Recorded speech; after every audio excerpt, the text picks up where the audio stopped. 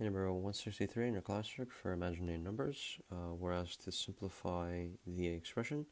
So we have negative square root of negative 30 times f to the 6th times the square root of negative 54 times g to the 8th.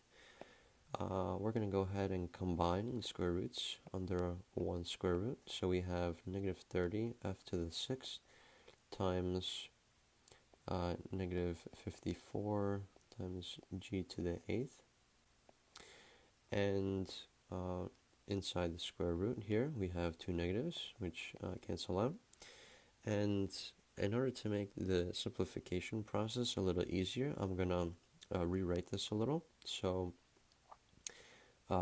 breaking 30 down into numbers that could be possible perfect squares, we don't really have an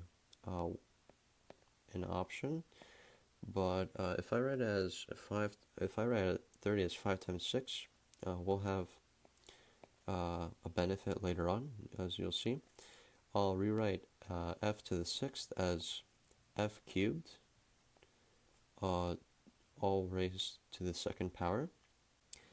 Then I'm going to rewrite 54 as the product of 6 and 9, and g to the 8th I'll rewrite as g to the 4th, all squared.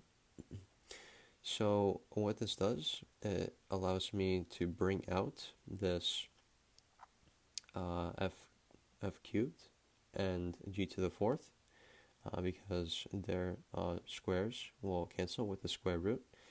So outside I'll have negative f cubed g to the 4th, and then inside I'll have the square root of 5 times 6 times 9, or times another 6 times 9, and rewriting this, I'll have negative f cubed g to the 4th square root of 5, then 6 times 6 I'll write as 6 squared, then 9 is a perfect square, it's 3 squared.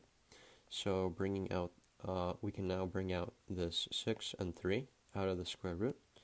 So we'll have negative f cubed g to the 4th times 6 times 3, and left inside the square root is 5. And then simplifying further, we'll have negative 18 f cubed g to the 4th. If we write it in standard notation, we'll have the coefficients first. So we'll have negative 18 square root of 5 f to the 3rd g to the 4th.